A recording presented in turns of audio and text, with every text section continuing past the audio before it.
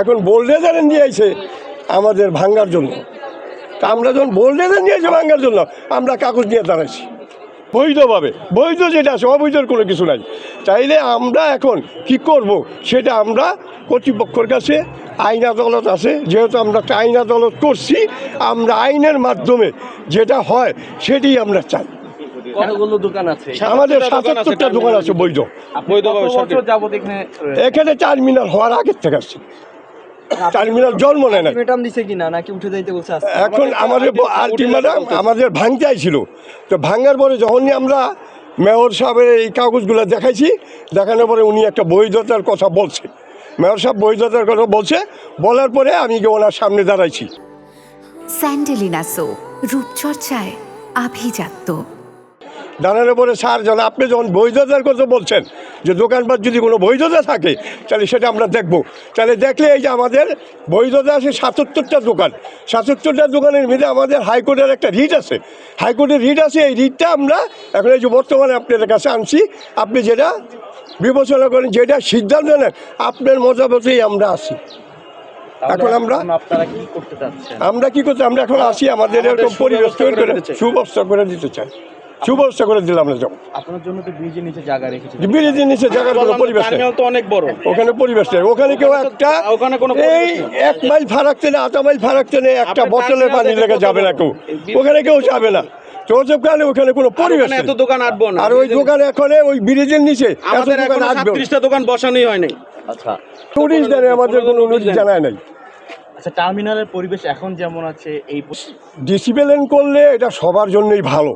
এটা ডিসিপ্লিন এটা করে যদি কর্তৃপক্ষ ডিসিপ্লিন করে, এটা আমাদের জন্য ভালো। আমরাও মতামত, আমরাও চাই যে ডিসিপ্লিন সুন্দর থাক, যানজট ক্লিয়ার থাক, এটা আমরা চাই। তবে আমাদের একটা সুন্দরভাবে ব্যবস্থা করে দেওয়া হোক। ৭৭টা পরিবার নিশ্চিন্ন হয়ে যাবে, একবার নিশ্চিন্ন হয়ে গেছে। এবং তাপস সাহেব এই ধরনেরই কাম করছে। তাপস সাহেব কোনো লিগেল নোটিশ না দিয়ে এরপরে আমাদের ভাঙ্গিয়া চুরমার করে জায়গায় বসাই দিছে। তা আমরা আবার অস্তে ঋণ কইরা বিভিন্ন জায়গা থেকে লোন নিয়ে আমরা এই সুদে টাকা লইয়া এরপরে আমরা কোনো রকম আবার একটু দাঁড়াইছি, এখন দাঁড়াইছি, এখন আবার ফিরে আবার আমাদের উপরে উচ্ছেদ অভিযান আরম্ভ হয়ে গেছে। কোনো কাগজ পাই নাই, কোনো নোটিশ দেয় নাই, আমাদের কোনো কিছু আলাপ আলোচনা করে নেই আমাদের সাথে, আমরা কিছুই জানি না।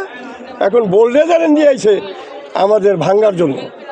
তা আমরা যখন বোল্ডেজার নিয়ে এসে ভাঙ্গার জন্য আমরা কাগজ নিয়ে দাঁড়াইছি যে আমাদের একটা বৈধতা আছে, আমরা এই হাইকোর্টের একটা রায় আছে।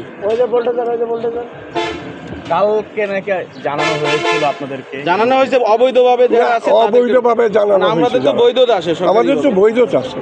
যারা অবৈধ ছিল তারা নিয়ে গেছে, কিছু নিয়ে গেছে, কিছু আছে, আমাদের তো বৈধতা আছে, আমরা তো অবৈধ না। কালকে মাইকিং করছে যে অবৈধ দোকানপাট যারা আছেন তারা সবাই নিয়ে যান। তা আমরা তো আর অবৈধ না, আমরা তো বৈধ। সেই বৈধতা থাকা যেতে আমরা তো একটা সিদ্ধান্ত নিতে পারি না। আজকে আপনাদেরকে কি নির্দেশনা দিয়ে গেছে? আজকে নির্দেশনা দিয়ে গেছে যে আপনার একটা পরিবেশ তৈরি করা যেভাবে সুন্দর হয় আপনি একদিকে থাকেন।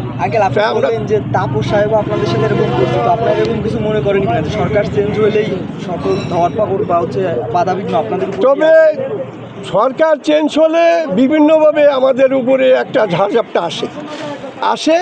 তো অনেকেই তো অনেক অফিসার জানে না, অনেক লোকজন জানে না যে এখানে যে ৭৭টা দোকান সরকারিভাবে অনুমোদিত, সরকারিভাবে যে একটা আমরা সরকারের রাজস্ব দিয়েছি দীর্ঘদিন, তো এই জিনিসটা তো সব অফিসার জানে না। তাহলে আমরা যখন আসে তখন যাই আমরা মোকাবেলা করি, ভাঙ্গা দিতে চাই, ভাঙ্গা উঠে দিতে চাই, বিভিন্ন বাড়ি দেয়, দোকানপাট ভাঙ্গা হালায়, তখন আমরা যা দাঁড়াই। এখন এই দাঁড়ানোর পরিপ্রেক্ষিতে আমরা এই পর্যন্ত এখন এইভাবে আসি।